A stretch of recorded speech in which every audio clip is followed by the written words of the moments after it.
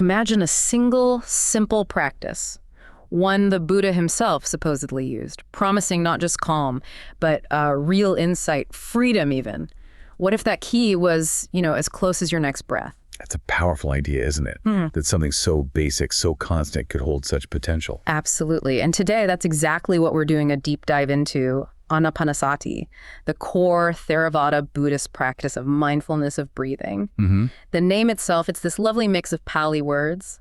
Anahana for breathing in, apana breathing out, and sati, well, that's mindfulness. Yeah, sums it up perfectly. Yeah. Just sustained, non-reactive attention to your natural breath. Exactly. But the key thing, and this really comes through in the sources, is that this isn't just, a relaxation technique, not just a stress buster. It's presented as a full spiritual system. Right. So our mission today is to unpack that. Look at its ancient roots, the detailed instructions from the scriptures, how it builds up these mental qualities step by step, and also the interesting ways it's been taught and understood over the centuries. Think of this as your shortcut to getting really well informed on this absolutely foundational practice. Precisely. So what's on the agenda for this deep dive? We'll unpack the Buddha's original words, look at the huge promise of this practice, walk through those 16 steps. Which are fascinating in themselves. Definitely. And understand how it weaves together tranquility and insight. We'll even peek at some debates between famous teachers. And crucially, we'll give you some practical tips, talk about common roadblocks. Yeah, things people actually run into. So you can see why this isn't just some dusty old technique, but actually a powerful tool for your life right now. Okay, let's get started. Let's do it. So the journey begins right at the source. Ānāpānasati isn't just one meditation practice in Theravada Buddhism. It's often seen as the essential one. The bedrock, really. Directly linked to Gautama Buddha himself. It's even said to be the method he used for his own enlightenment. And the main text, the Ānāpānasati Sutta from the Pali Canon, is seen as the most complete guide we have. What I find striking is the Buddha's own description. He didn't frame it as like a beginner's exercise. No, not at all. He said essentially that when you develop and keep practicing mindfulness of breathing, it brings great fruit, great benefit. That's a huge claim. It really is. It positions it as a complete path to the highest goal, not just step one. A complete path. So if it's this complete path, how does something seemingly simple, just watching your breath, actually lead all the way to nibbana, to liberation? What's the roadmap there? Well, that's where the sutta lays out this really profound sequence. It shows how the 16 steps of Ānāpānasati naturally lead into developing the 4 foundations of mindfulness. Okay, which are? Basically a deep awareness of your body, your feelings, your mind states, and the qualities or objects arising in the mind. Right. And those foundations then cultivate the 7 factors of enlightenment, which in turn culminate in what's called true knowledge and deliverance, vijnana. And that's synonymous with nibbana. Exactly. So the practice itself becomes like a miniature version of the whole Noble Eightfold Path, Wow. all contained within focusing on the breath. Wow. That's quite something, the entire journey in this one practice. But before we even get to step 1, what does the Buddha say about setting things up? Any prep work needed? Yeah, there's some preliminaries. He advises finding seclusion, the classic image, a forest, under a tree, an empty hut, somewhere quiet. To get away from the noise, internally and externally? Exactly. Then adopt a stable posture, usually described as cross-legged, sitting upright.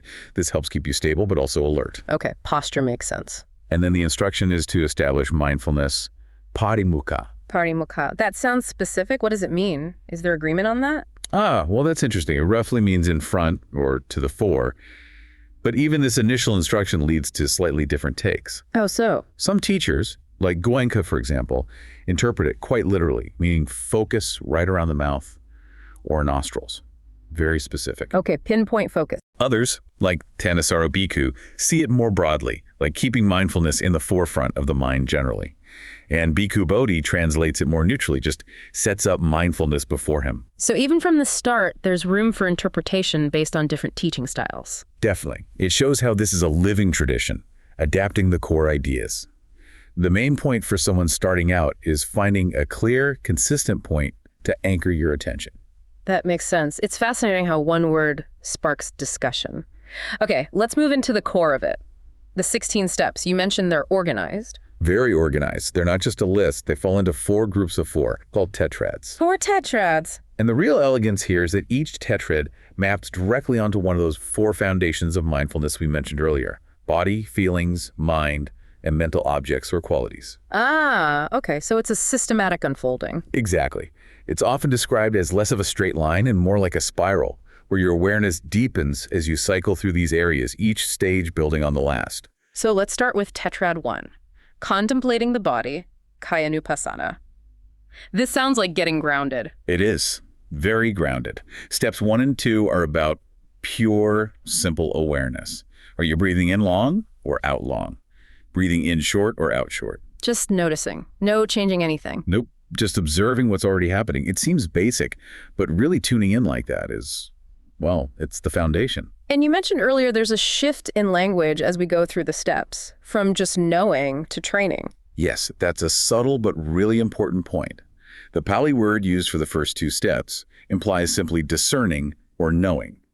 But from step 3 onwards, it shifts to sakkati, meaning he trains. Indicating more active effort. Exactly. It signals a move from just noticing what's there to actively cultivating specific experiences and mental skills. Got it. So step 3, experiencing the whole body while breathing. This sounds like it could mean a couple of things. It does, and this is a really interesting point of interpretation among teachers. What are the main views? Well, one view, often associated with scholars like Bhikkhu Bodhi or teachers like Goenka, takes sabakaya whole body to mean the entire physical flesh and blood body. Yeah. So you expand your awareness out. Feeling the breath sort of resonating throughout. Kind of, yes. Feeling the whole body as you breathe.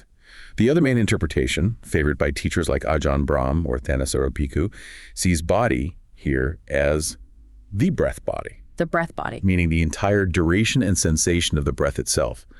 So experiencing the whole breath from its very beginning to its very end continuously without losing it. Ah, okay. So one is more spatially expansive, the other more temporally continuous awareness of the breath. You could put it that way. Both aim to unify and deepen the attention. And then step 4 is calming bodily fabrication. What on earth is bodily fabrication? Good question. In this context, bodily fabrication, or kaya sankhara, actually refers to the in and out breath itself. So calming the breath, like holding it. No, definitely not holding it or forcing it. It's more about allowing the breath to become naturally calm and subtle as the mind settles down. Oh, I see. It's a consequence of the mind stilling, not an instruction to manipulate the breath directly. Precisely. As mental activity quiets, the body's need for oxygen decreases, and the breath naturally becomes very fine, very gentle. This can lead towards really deep states of calm, even the stillness associated with higher jhanas. Okay, so the body and breath settle. Where does the focus shift then? That brings us to the second tetrad, right? Contemplation of feelings, Vipassana. Yes. Once the physical restlessness settles, your awareness becomes fine enough to notice the more subtle feeling tones of experience. Pleasant, unpleasant, neutral. And the steps here. Steps 5 and 6 are experiencing piti and experiencing sukha. Which translate as? Piti is often translated as rapture or joy. It has an energetic, sometimes even thrilling quality. Sukha is pleasure or happiness, more serene, calm, contented. And these aren't just everyday pleasures. No, these are specifically non-sensual joys that arise naturally as the mind concentrates and the hindrances fade. They're actually key components of the first jhana, the first level of deep meditative absorption. Interesting. And steps 7 and 8. They deal with experiencing mental fabrication, citta sankhara, and calming mental fabrication. Here, mental fabrication means perception, sanya, and feeling, vedana itself. So noticing how perception and feeling arise and letting them settle too. Exactly. Allowing the mind's processing of experience to become more refined, more tranquil, leading to even deeper states of ease and stillness. It really does sound like peeling layers of an onion, getting progressively more subtle. Which leads us to the third tetrad, contemplation of the mind, cittanupassana. That's right. Now the focus turns directly to the state of consciousness itself. Steps 9 through 12 are about developing mastery over the mind. Oh, so. Step 9 is just experiencing the mind, knowing its general state as it's scattered, focused, dull, bright. Then step 10 is gladdening the mind, actively lifting it if it's sluggish or negative. Cultivating positive states. Yes. Step 11 is steadying the mind, deepening concentration or samadhi.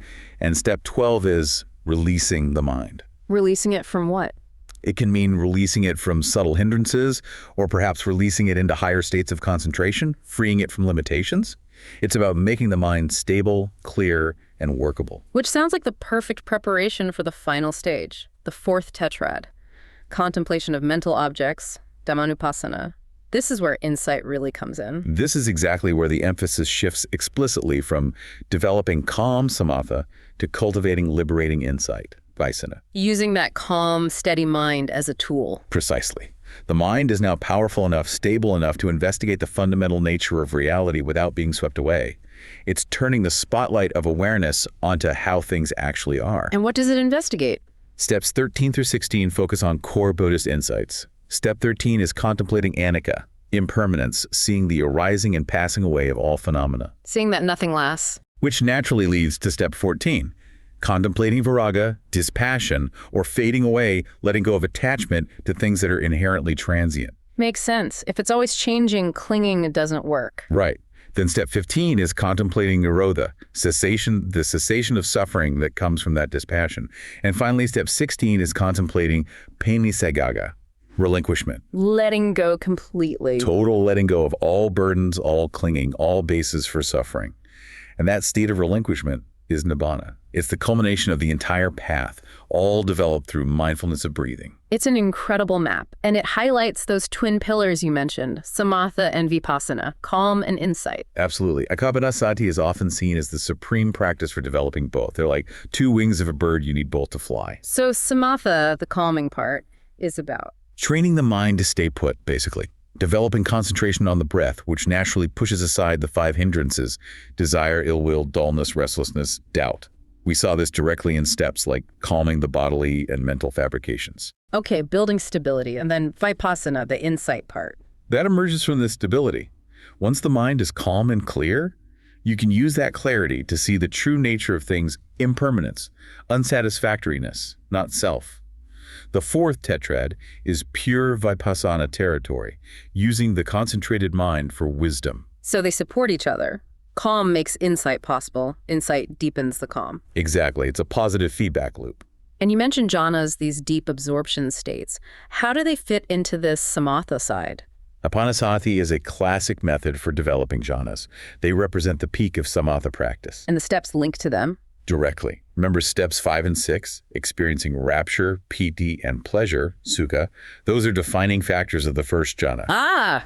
And step 12, releasing the mind, is sometimes interpreted as the entry point into even deeper jhanas, like the fourth jhana, where even that rapture and pleasure fade into deep equanimity. Is there agreement on exactly when jhanas might arise in the sequence of steps? That's another fascinating area of debate. The classical commentator Buddhaghosa in the Visuddhimagga seems to suggest the first jhana can be reached around step 4, with the calming of the breath. That seems quite early. It does. Many contemporary teachers, like Ajahn Brahm, for instance, place it much later.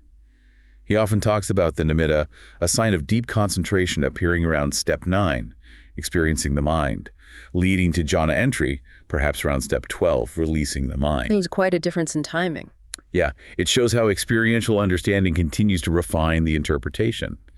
But the key point, agreed upon by almost everyone, is that jhanas aren't the end goal. They're tools. Powerful tools. They provide an incredibly stable, purified mind, ideal for the deep, penetrating work of vipassana that leads to liberation.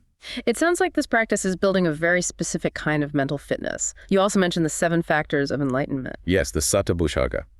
Ānāpānasati, when practiced correctly, is said to systematically bring these factors online and develop them. What are they again? Mindfulness, investigation of dhammas or reality, energy, rapture, tranquility, concentration, and equanimity. A balanced set of qualities. Very much so. Yeah. And they're interdependent. Mindfulness is key. It acts like the regulator. It knows when to encourage the activating factors like investigation, energy, rapture. When you need a boost. Right. And when to encourage the calming factors, tranquility, concentration, equanimity, when things need settling down. So it creates a balanced, resilient mind. You could think of it like cultivating a healthy mental immune system. A mind developed in these factors is naturally resistant to the hindrances and capable of profound understanding. It's amazing how much depth there is. And this practice has been around for millennia. How has the understanding evolved? You mentioned Buddhaghosa. Yes, his 5th century work, the Visuddhimagga, or Path of Purification, is hugely influential, especially in the Theravada tradition. It gives a very detailed, systematic breakdown, really emphasizing the samatha and jhana aspects. And he introduced counting the breaths. He described it as a useful preliminary technique, ganana, especially for beginners whose minds wander a lot.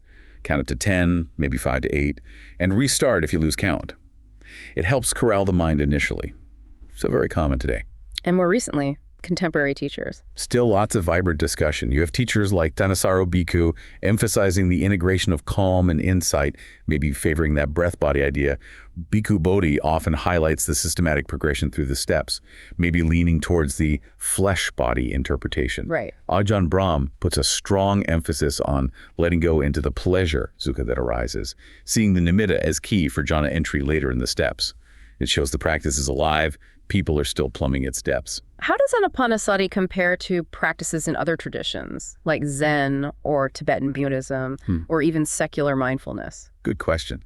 In Zen, you have Susoku-kan, which is very similar, often focusing on the hara, lower abdomen, as a foundation for aiming towards kensho, or insight. In Tibetan Buddhism, it varies. Sometimes it's a preliminary for analytical meditations, especially in the Gelug school. In others, like Kagyu or Nyingma lineages focusing on Mahamudra or Jojin, breath meditation can be a profound practice in itself for recognizing the nature of mind. And the modern mindfulness movement, like MBSR.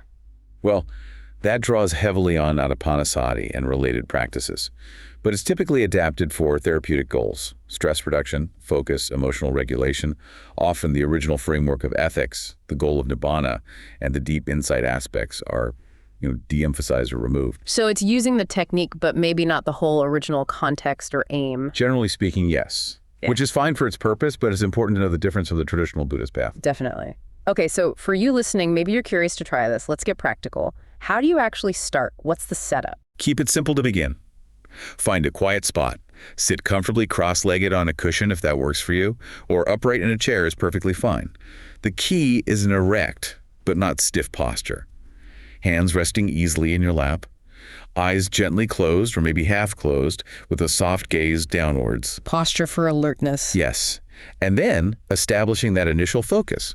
As we said, counting can help if the mind feels very busy. Count maybe 1 on the in-breath, 1 on the out-breath, up to 10, then start again. Or focusing on the sensation. Exactly. Find that spot where you feel the breath most clearly, usually the tip of the nostrils or the upper lip. Just rest your attention on that physical, tactile sensation. And the absolute golden rule. Don't control the breath. This is crucial.